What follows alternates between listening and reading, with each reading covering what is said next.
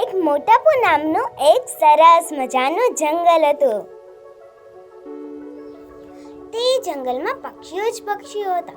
તેમાંથી બે બાજ પણ હતા, એક સોનું અને એક મોનું. સોનું ખૂબ જ ખરાબ હતો અને જ્યારે મોનું ખૂબ જ સારો હતો. અને સોનું બીજા પક્ષીઓને મારી અને તેમનું ખાવાનું જોઈ લેતો, પરંતુ મોનું તો બધા પક્ષીઓને ખૂબ જ પ્રેમથી રાખે. એકવાર સોનુબાજ એક પક્ષી પાસે ખાવાનું માંગે છે. એ ચકલી, મને ખાવાનું આપી દે. હું તને શું કામ મારું ખાવાનું આપું? તારે જોઈતું હોય તો તું જાતે જ મહેનત કરીને તું તારું ખાવાનું લઈ લે. ચકલીએ બાજને ના પાડી એટલે બાજે તે ચકલીનું મારી નાખી. ત્યાં જ તેનો ભાઈ મોનું નીકળતો હતો. તેણે આ બધું જોયું એટલે તેને તરત જ બાજને ધક્કો આપ્યો. અરે મોટો ભાઈ, તું શું કામ નિર્દોષ પક્ષીને મારીને તેમનું ખાવાનું ચોરી લેશો? તને આ માસૂમિયત પર જરા પણ દયા ના આવી? કેટલા બંને માસૂમ છે. મને દયા બયા કઈ ના આવે હો. મને તો મારા પેટ ભરવાથી મતલબ. બંને એક ગુફામાં રહેતા હતા. પેલું બીજા પક્ષીઓને પોતાની મહેનતથી ખાવાનું આપતો હતો. બાજ સોનુબાજની તો તે જ રીતે બધા પક્ષીઓને મારી. એકવાર સોનુબાજ એક ઝાડ પર બેઠો હતો ત્યારે તેમને નીચેથી અવાજ સંભળાયો. અરે ઝાડભાઈ, તું શું કામ રડસ? અરે તને આજે પેલું ઝાડ દેખાય તે મારા જ મૂળમાંથી ઉગેલું છે. તેમાં એક તીર વાગ્યું છે. તેથી મને ખૂબ જ પીડા થાય છે. તું તે તીર નીકાળી દેશ. હું શું કામ તારું કામ કરું? હું તારો ખૂબ ખૂબ આભાર માનીશ. તું કરી દે. મને ખૂબ જ પીડા થાય છે. તેના કારણે હું રડું છું. સોનુબાજ તો ત્યાંથી કશી જ કીધા વગર જતો. ત્યાં જ તેનો ભાઈ મોનું આવ્યો. તે જ જગ્યાએ બેઠો.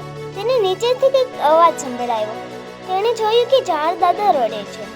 ઝાડ દાદા, તમે શું કામ રડો છો? તને જે સામે ઝાડ દેખાય છે તે મારા જ મૂળમાંથી ઉગેલું છે.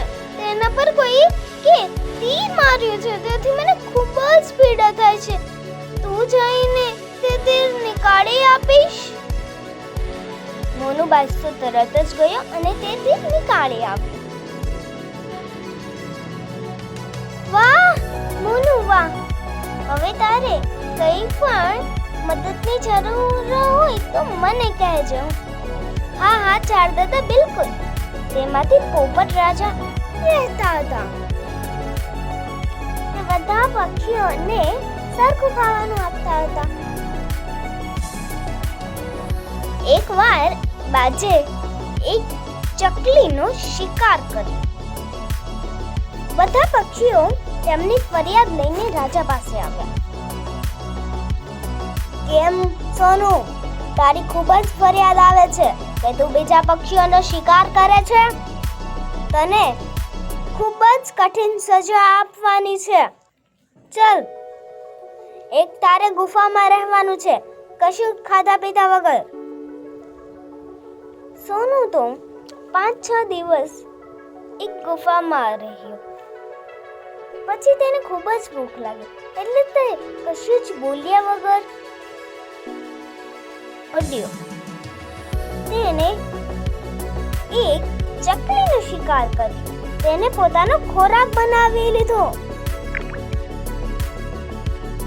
આ વાત એક પક્ષીને ખબર પડી ગઈ. તેને રાજાને કહ્યું. કેમ સોનુ, તારી બીજી વાર ફરિયાદ આવે છે? હવે તો તને ખૂબ જ કઠિન સજા આપવાની છે. આનાથી પણ કઠિન. તારે હવે બલિ ચડાવવામાં આવશે. ના, મને માફ કરી દો પોપટ રાજા, મને માફ કરી દો. તને માફ નહીં કરાય. તે ઘણા બધા પક્ષીઓને મારી નાખ્યા છે એટલે તને કેમ માફ કરી શકીએ અમે? તને હવે બલી જ દેવામાં આવશે.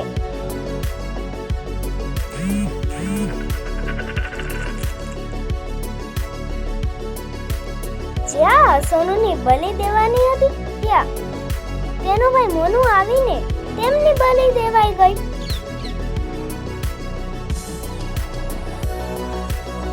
સોનુ તો વિચારમાં જ પડી ગયો, કેમ મને કશું ના થયું.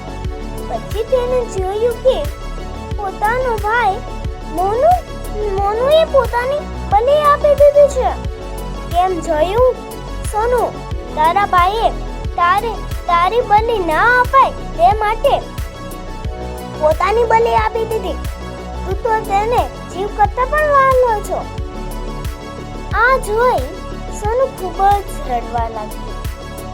તે બંને જ્યાં રહેતા હતા પોતાની ગુફામાં ત્યાં આવી ગયો. તેને પોતાના ભાઈ મોનુની ખૂબ જ યાદ આવી. કેવી રીતે બંને સાથે ઉડતા. પછી સોનુ પણ ખૂબ જ સારો બની ગયો અને બધા પક્ષીઓને ખૂબ જ પ્રેમથી કહે રાખે. તેને આ વાર્તાનું ખૂબ જ દુઃખ થયું. બાળકો, આપણને આ વાર્તામાંથી એવી શીખ મળે છે, જો આપણે સારા કામ કરીએ તો આપણને સારું જ થાય. જો આપણે સોનુ જેમ ખરાબ કામ કરીએ તો આપણને ભૂખ્યું રહેવું પડે,